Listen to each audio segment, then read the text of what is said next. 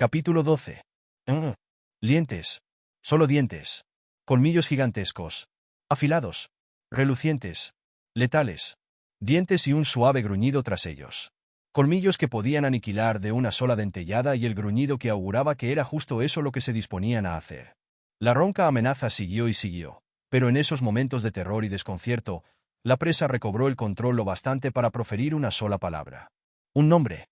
Y lo salvó de una muerte cierta. ¿Genwiba? Los dientes retrocedieron, y Regis, el alflín con apariencia goblin, pudo contemplar el hermoso rostro de la pantera. El ronco gruñido no cesó, aunque sonaba más confundido que amenazante. Regis intentó llevar la mano lentamente hasta la gorra para recobrar su aspecto habitual, pero la reacción de la pantera fue fulminante. Soltó un rugido y aprisionó con una zarpa el brazo del alflín contra el suelo.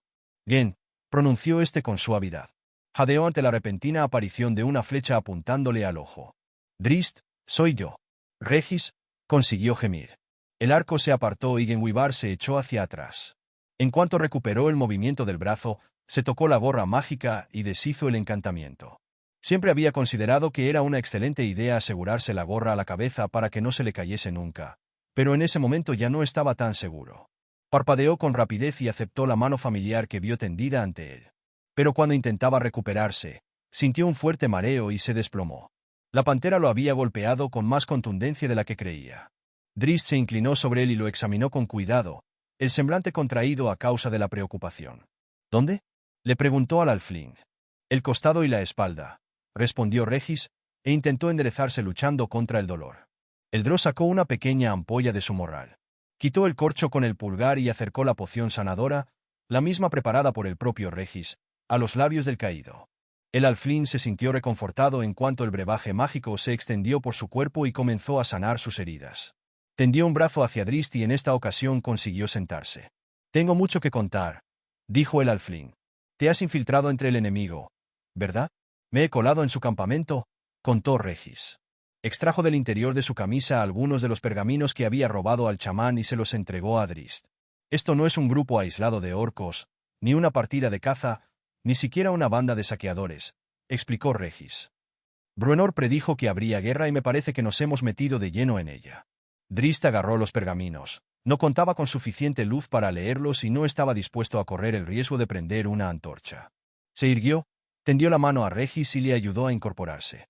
«Vamos a buscar a los otros». «Aún no», dijo Regis. Su paso era inseguro, pero se encontraba mucho mejor y sabía que pronto estaría recuperado del todo. «Nuestros amigos van hacia Nesme», anunció Drist. «Y los orcos también», informó Regis en tono serio. «Y son tantos que arrasarán la ciudad sin problemas, aunque los defensores cuenten con nuestra ayuda». Drist se detuvo, desconcertado, ante el astuto espía alfling. «Ven conmigo, tengo una idea», repuso Regis a modo de respuesta. El alfling comenzó a sonreír según elaboraba su plan. Los mensajes hablaban de un ataque a Nesme desde 3 frentes. El ejército del campamento donde había estado Regis atacaría desde el oeste, y por lo que dedujo el alfling, eran los primeros en estar listos para emprender la acción bélica. Pero las órdenes reclamaban paciencia y contención, porque el objetivo era un asalto simultáneo a Nesme desde 3 puntos. Las órdenes procedían de un elfo oscuro. Quizás otro elfo oscuro fuera capaz de cambiar esas órdenes. Atrogate estaba sentado con la espalda apoyada contra el muro delantero de la antorcha, una bulliciosa posada en el sudeste de Nesme, de la que partía una escalinata que llevaba directamente a las almenas meridionales de la muralla. Muchas de las gentes de Nesme se reunían allí para beber, comer y compartir proezas. La algarabía del interior había atraído a Atrogate mientras aguardaba a ser recibido por el dirigente de la ciudad. Se sintió estimulado cuando leyó un cartel que indicaba a todos los clientes que sostuviesen su arma en una mano y la bebida en la otra. En el caso de que diesen la alarma, había que tragar la bebida y correr hacia la escalera. Al pie de la escalinata había una caja llena de antorchas y una fogata ardía justo al lado de la salida. La idea era clara. En caso de ataque, todos acudirían armados a las almenas y, además, portarían lo que más odiaba la amenaza procedente de los páramos eternos: el fuego. Sí, a Atrogate no pudo menos que encantarle un sitio en el que se combinaban a la perfección la bebida y la lucha. Casi parecía obra de los enanos. Se quedó sentado al lado de la ventana desde donde veía las calles y edificios de Nesme, una ciudad de tamaño medio con apenas 3.000 habitantes que sobrevivía merced a que era el paso obligatorio para los comerciantes del Uruar que tomaban la ruta occidental, a pesar de limitar con los páramos eternos. Casi todos los bienes que iban hacia el oeste, y casi todos los procedentes del oeste, desde Mirabat y aguas profundas a Luskan, pasaban por los mercados de Nesme. Sin embargo, en los últimos tiempos, con las noticias de la marcha de los ejércitos del reino de muchas flechas, escaseaba el comercio bajo los extraños cielos oscuros del Uruar. Las calles vacías permitían a Atrogate vislumbrar la puerta occidental. Se llevó un trozo de pan a la boca y le dio un buen mordisco, al que siguió un generoso trago de cerveza. Dejó la jarra de golpe sobre la mesa y se inclinó hacia adelante al advertir el jaleo procedente de esa puerta. El portón se abrió y franqueó el paso a un carro. La boca de Atrogate se abrió de golpe. El trozo de pan a medio masticar cayó sobre la mesa, y el viejo enano comprendió, por fin, los motivos reales de Harlasle para enviarlo a Nesme. Y no tenían nada que ver con el comercio o el mercado, como le había dicho Harlasle. En absoluto. Los vio, vueltos a la vida, los compañeros de Mithril Hall. Hacía algún tiempo, en Luskan Beniago había comentado algo sobre la resurrección de los compañeros, pero el enano no había prestado mucha atención. Sin embargo, allí estaban Bruenor y Catibrie, y el enorme bárbaro sentado a su lado tenía que ser Wulfgar del Valle del Viento Helado. El enano meneó la cabeza, resistiéndose a aceptar la realidad ante él.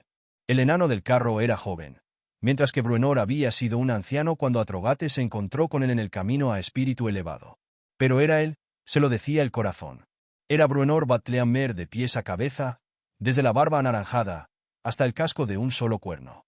Y la que se sentaba a su lado era sin duda Catibrie, mucho más joven que la última vez que Atrogate la había visto, cuando sufría las consecuencias de la plaga de conjuros. Quizás sea su hija, se dijo el enano, pero no tardó en descartar la idea. Imposible.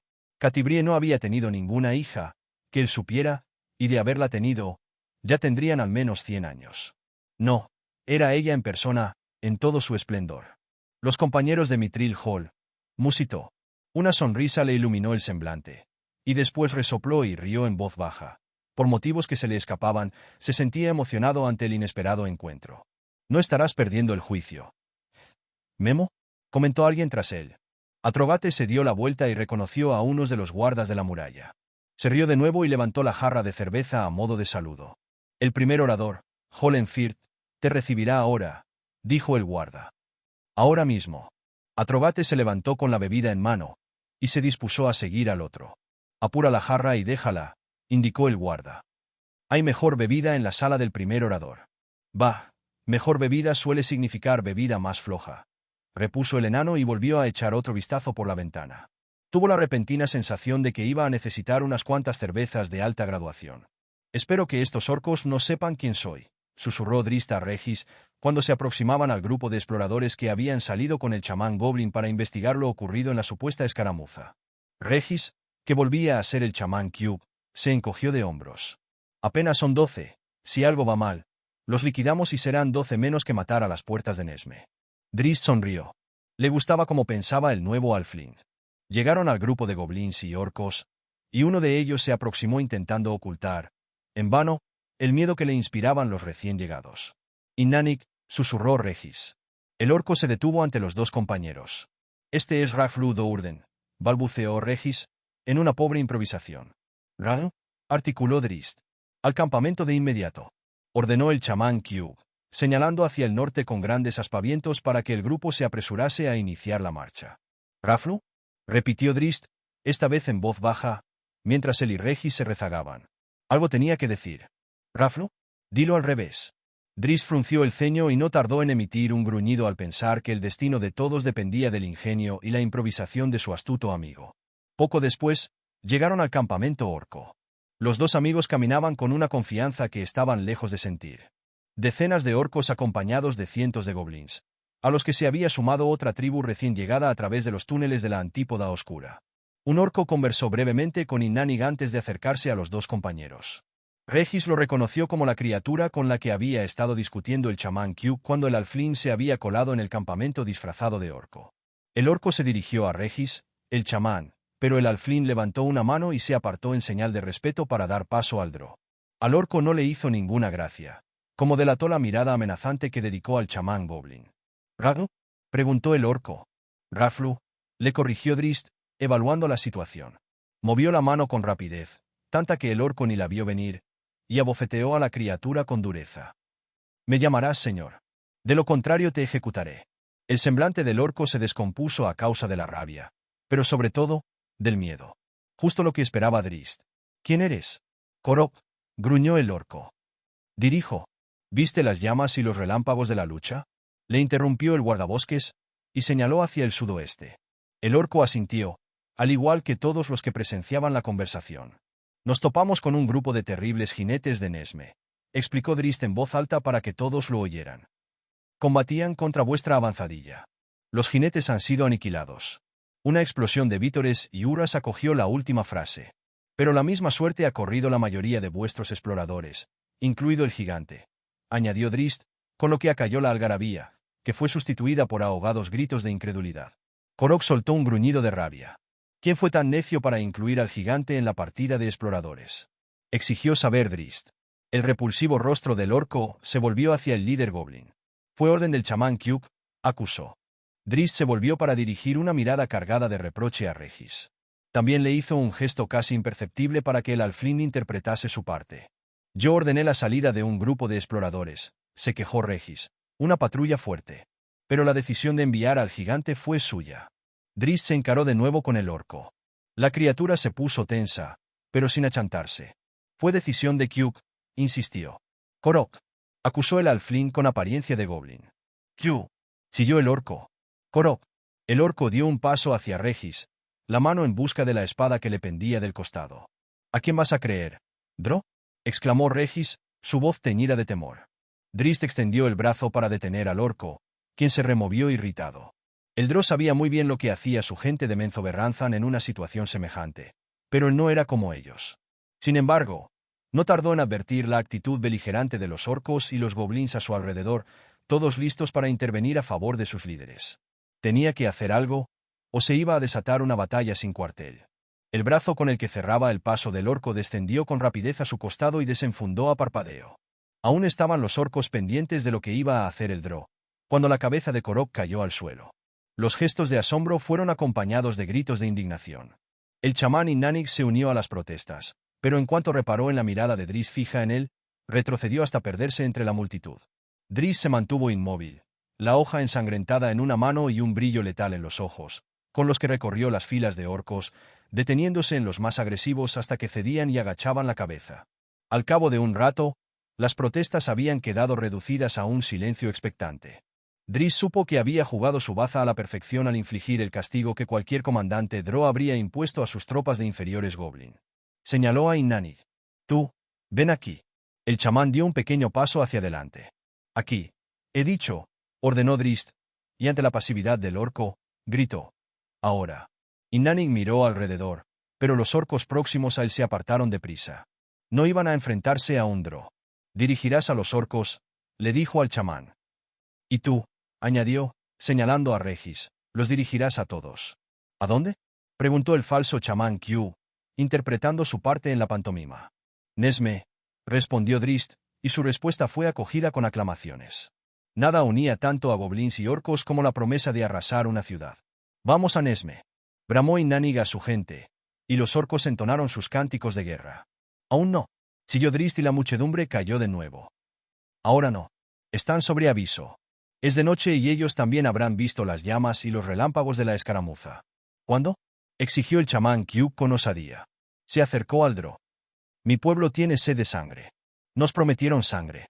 Los goblins comenzaron a aullar y los orcos se sumaron a la cacofonía. Drist los dejó hacer. A fin de cuentas, eran gritos de apoyo a Regis, y el alflin iba a necesitar todo el apoyo posible cuando se quedase solo al mando del ejército de bestias asesinas. Mañana, respondió Drist, cuando la quietud se impuso de nuevo. Mañana por la noche, rugió Innanig. No, le cortó Drist. Mañana bajo el débil sol de mediodía. La reacción fue inmediata, un grito ahogado de incredulidad. Combatir de día, aunque fuera bajo el cielo oscurecido, no era la situación ideal para los orcos, y menos aún para los goblins. Eran criaturas de las tinieblas, asesinos que se desenvolvían a la perfección cuando el astro rey desaparecía por el horizonte. Sobre todo el grupo de goblins que se hallaba tras el chamán Q, que vivía en la antípoda oscura, donde las sombras se imponían a la luz. Todas las mañanas, la guarnición de Nesme parte hacia el sur para luchar contra los trolls que mi gente envía contra la ciudad, explicó Drist. Esperan que un ataque de los orcos y los goblins se produzca de noche, y de día la ciudad se queda casi sin guarnición. Si atacamos al mediodía, la mayoría de los guerreros de Nesme estará ausente. Conquistaremos la ciudad en un solo asalto y cuando la partida de caza regrese, los aniquilaremos desde las almenas de su propia muralla. En cuanto Drist mencionó que los guerreros de Nesme salían a matar trolls, el semblante de Inannig se iluminó y comenzó a asentir con entusiasmo. A Drist no le sorprendió la reacción del orco. Sabía que los orcos y los goblins sentían pasión por la sangre, pero no tenían particular inclinación por el combate. No, lo que les encantaba eran los despojos de la batalla tras la victoria. El daño que podían infligir a los vencidos. Al reflexionar sobre ello, recordó lo que habían dicho Catibri y Bruenor sobre la naturaleza de los orcos, y tuvo que reconocer que sus propios pensamientos avalaban los argumentos de sus amigos. Pero Drist se resistía a aceptar que los otros dos tenían razón, que los orcos y los goblins eran perversos por naturaleza. Una gran parte de él, la misma que lo había impulsado a abandonar Menzoberranzan, se rebelaba contra esa posibilidad. O lo intentaba. Mañana al mediodía arrasaréis Nesme, dijo Drist a Inannig y Q. Os buscaré en el campo de batalla y si alguno de los dos no acude, el otro será castigado. Subrayó la amenaza mirando al orco decapitado a sus pies. Se acabaron las peleas entre los orcos y los goblins. Mi gente no aceptará más enfrentamientos. Y menos ahora cuando hay enemigos más importantes a los que aniquilar. Sin añadir más, hizo el amago de marcharse en dirección sur. ¿A dónde vas? Quiso saber Inannig. A organizar a los trolls, replicó Drist sin detenerse. Alejarán a los cazadores de Nesme de la ciudad. Se volvió hacia la muchedumbre y añadió en tono dramático. Lo justo para que puedan oír los gritos de su gente muriendo, pero lo bastante para que no les dé tiempo a volver. Tanto los orcos como los goblins se relamieron ante la prometedora expectativa. Drist se volvió y echó a correr. Odiaba la idea de abandonar a Regis con esas bestias desalmadas, pero confiaba en su amigo. A fin de cuentas, había sido idea suya. Además, tenía que ir a Nesme para preparar la defensa, o, mejor dicho, la emboscada. Voy a la muralla a esperar a Drist y Regis, anunció Catibri a Bruenor y Wulfgar cuando se dejaron caer, agotados, alrededor de la misma mesa que había ocupado Atrogate en la posada de la Antorcha. La jinete ha ido a hablar con el primer orador, le recordó Bruenor. Seguro que querrá hablar con nosotros. El primer orador Firth, apuntó Wulfgar. Firth, ese es un nombre que no quería volver a oír. Bruenor se mostró de acuerdo con el bárbaro. Él tampoco había olvidado a Galen Firth, jinete de Nesme, y el trato tan hostil que les había dispensado la primera vez que visitaron la ciudad, hacía muchas décadas, cuando viajaban hacia Mithril Hall. Nesme era una población de cierta importancia, pero, aparte de los mercados, estaba aislada, y la mayor parte de las familias llevaban muchas generaciones viviendo en la ciudad. Era muy probable que el actual primer orador Holen Firth fuera descendiente de aquel que tan mal los acogió. ¿Y de vosotros? No tenemos que estar los tres, dijo Catibrie. Nuestros amigos vienen hacia aquí y quiero estar atenta a su llegada. Ya están los guardas de las murallas para eso, arguyó Wulfgar. ¿Y crees que le darán la bienvenida a Ondro? El comentario de Catibrie hizo fruncir el ceño a los otros dos. La niña tiene razón, admitió Menor. Wulfgar asintió, tras lo que se levantó para ir hacia la barra al otro lado de la estancia. Cuando Giselle los había llevado a la posada, había encargado una buena comida para los compañeros. ¿Se la han ganado?, le había comentado al posadero. Y va a cuenta de los jinetes. Wulfgar hizo una seña al dueño del local, quien se apresuró a acercarse. Estamos listos para comer. ¿La estamos preparando?, replicó el hombre. Saca lo que tengas, si eres tan amable, dijo Wulfgar. Me temo que no disponemos de mucho tiempo. El hombre asintió y se apresuró a llevarles 3 platos llenos de pan y gruesos filetes de ternera poco hechos.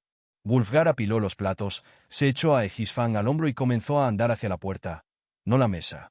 Llamó con un gesto a sus compañeros, que se apresuraron a reunirse con él. Llamó el posadero. ¿Dónde creéis que vais con mis platos y cubiertos? Tenemos cosas que hacer, replicó Wulfgar, sin detenerse. Dejad los platos, exigió el posadero, y dijo a los otros clientes, que no se vayan. Catibrie y Bruenor se reunieron con Wulfgar cuando los otros clientes se levantaron dispuestos a cerrarles el paso. Desagradecidos, refunfuñó Bruenor. Las cosas no han cambiado mucho en 100 años. Wulfgar se limitó a soltar una carcajada y dejó los platos sobre una mesa próxima. No queremos causar problemas, y desde luego, tampoco robar nada, explicó al posadero. Ha sido un anfitrión excelente. La puerta se abrió de golpe y unas carcajadas burlonas interrumpieron el discurso del bárbaro. Un enano corpulento de barba negra entró a la antorcha y apartó a los clientes, que pretendían cerrar la salida a los compañeros, con tanta facilidad como si fueran niños. «Por los dioses barbados», murmuró Bruenor al volverse hacia el recién llegado. «Atrogate», susurró el enano a sus compañeros. A pesar de los años transcurridos, el belicoso y arrogante Atrogate no era fácil de olvidar. Amigo de Harlasle. El enano de barba negra se dirigió hacia los tres amigos, abriéndose paso entre la clientela de la posada con la misma facilidad que un cuchillo caliente se hunde en la mantequilla. «Tipo fuerte», comentó Wulfgar, con sequedad. «Fuerte como un gigante», dice su cinturón, musitó Bruenor, al corriente del cinturón mágico que llevaba Atrogate. El enano se detuvo ante los compañeros y los saludó con entusiasmo. «Bien hallados». Los clientes del bar y el posadero se miraron entre ellos con nerviosismo. «Estos de aquí son héroes, señor», le dijo Atrogate al hombre tras la barra. El enano comenzó a dar vueltas alrededor de los compañeros. «Grandes héroes, mucho más de lo que indica la edad que aparentan». «¿Nos conocemos, extraño enano?», preguntó Bruenor. «Sí, me conoces, y crees que yo no te conozco a ti, pero sé bien quién eres», replicó Atrogate, sin detenerse. «Bonnego Battle», comenzó a decir Bruenor, pero la risotada del otro lo cortó en seco. «¿Aún conservas ese nombre?», preguntó Atrogate, y de pronto se acercó a los compañeros para que solo ellos pudieran oír lo que dijo a continuación. «¿Sigues usándolo, rey Bruenor?». Bruenor lo miró impasible. «No sé de qué me hablas», respondió. «Harlasle», intervino Catibrie. «¿Hay algo que ese no sepa?». «Lo hay. No sabía dónde estabas», respondió Atrogate. «Cuando se lo pidieron tu padre y Drist, te buscó y buscó por la mitad de los reinos, pero ni rastro de la hermosa Catibrie. Y mira, aquí estás». El posadero había abandonado la barra y se aproximaba al grupo flanqueado por un buen número de los clientes. «¿De qué va esto?», preguntó, mientras cogía los platos y los cubiertos. Wulfgar se apresuró a coger los trozos de pan para colocar la carne sobre ellos. «He estado hablando con Holen Firth», respondió Atrogate, anticipándose a Bruenor. «Quiere hablar con estos tres. ¿Los conoces?». «Solo a él», respondió Atrogate, y señaló a Bruenor. «Se llama Bonnego y es un tipo excelente. No pretendíamos robar tus platos. Buen hombre», intervino Catibrie. «Pero tenemos que ir a la muralla. Hay amigos nuestros ahí afuera en la noche, y esperamos que se presenten en breve ante las puertas de la ciudad». Ante la mirada escéptica del posadero, añadió. «Amigos que han luchado a nuestro lado para salvar a la jinete llamada Giselle. Se han quedado atrás para retener a los monstruos y así permitirnos traer a Giselle y los caballos hasta Nesme». El posadero bajó el rostro, avergonzado de que le tuvieran que recordar el motivo de la presencia de los compañeros en Nesme. Tendió los platos hacia Wulfgar sin levantar la mirada y ayudó al bárbaro a colocar la comida de nuevo en ellos. «He sido un necio al dudar de vosotros», proclamó. Miró hacia la barra y atrajo la atención de uno de los clientes apoyado en ella. «3 jarras, no, 4», ordenó. Al poco rato, los 4 abandonaban la antorcha con las manos llenas de comida y bebida. «El primer orador es un tipo testarudo», comentó Atrogate a los demás en cuanto abandonaron la posada. «Un tipo suspicaz y de pocas palabras, aunque me da que os tratará con mayor gentileza de la que ha empleado conmigo. Yo maté a unos cuantos trolls y eso es algo que los hace felices, pero vosotros habéis salvado la vida de la chica, ¿verdad?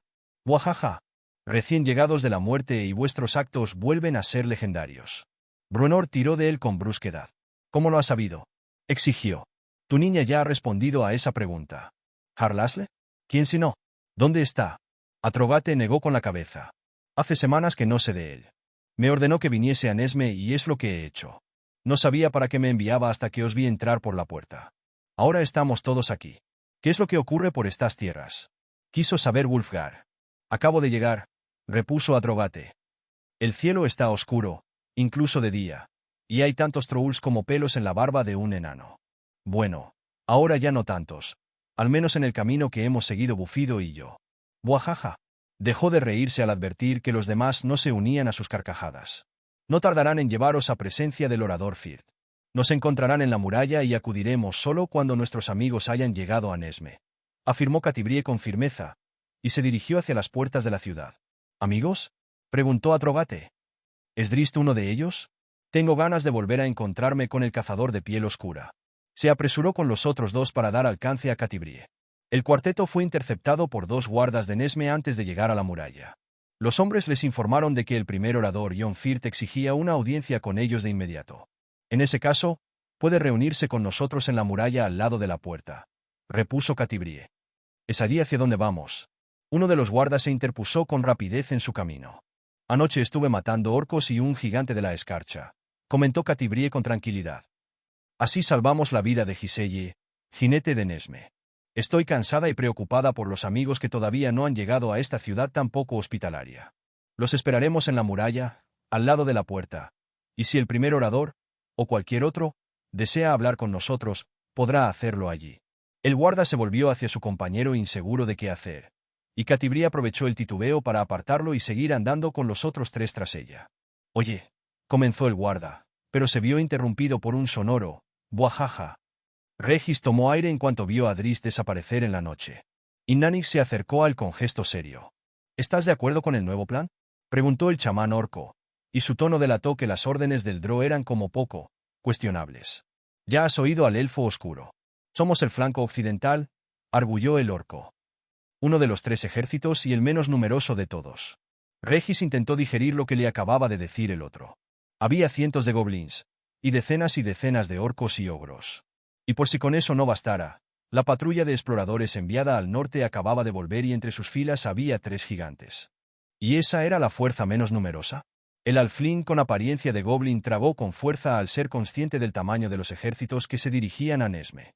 Mayor gloria para nosotros mañana cuando arrasemos la ciudad antes de que lleguen los demás, le soltó a Inannig. Golpeó con un dedo el pecho del orco y lo obligó a retroceder. ¿Vas a desobedecer la orden del Drow? ¿En serio? ¿Vas a decirle a tus orcos que no ataquen? El chamán orco intentaba no ceder terreno, pero era obvio que los argumentos de Regis no admitían discusión.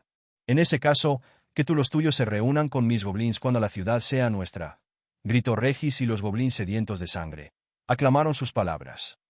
Y ya le explicas tú al Drow Raflu por qué no quisiste luchar. Es posible que reduzca tu cabeza y la de Korok para que yo las añada a mi collar. Sí, eso haré. Los goblins aullaron y vitorearon, y comenzaron a saltar y correr presas de un gran frenesí. Regis se encogió ante la posibilidad de que los orcos y los goblins se enzarzaran a golpes allí mismo. Pero en cuanto los gigantes de la escarcha acudieron en busca de una explicación ante tanto alboroto, se calmaron todos. Mataron a vuestro hermano en el oeste. Saltó Inannig, y señaló a Regis haciendo ver que era el culpable de la muerte del gigante. Y Korok ha pagado con su vida por ello. Chilló Regis. Ejecutado por el mismo Drow que nos ordena que ataquemos mañana al mediodía. No podemos ir sin los otros ejércitos. Gritó Inannig. Hay que seguir el plan. El gigante apartó al orco de un manotazo y se encaró con el diminuto chamán goblin.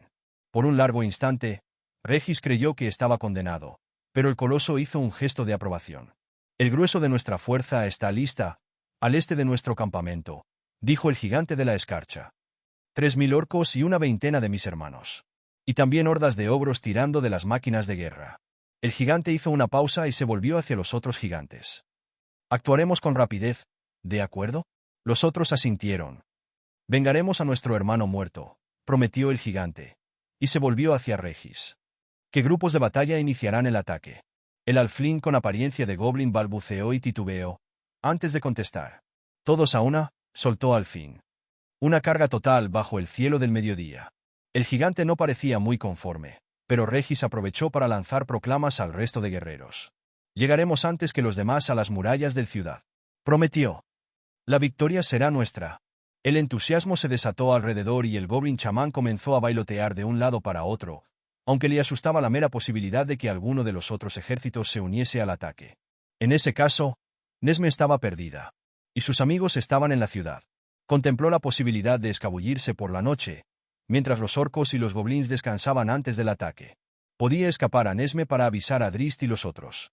O quizás debería ir hacia el este, a ver si tenía alguna posibilidad de detener o entretener al ejército principal. Sin embargo, no serviría de mucho. ¿A dónde iban a ir sus amigos? Los compañeros de Mithril Hall no abandonarían la ciudad ante la amenaza que se cernía sobre Nesme. Y evacuar toda la ciudad en tan corto plazo era poco menos que imposible. Miró hacia el este, donde distinguió a lo lejos las luces de las hogueras de otros campamentos. No sabía qué hacer.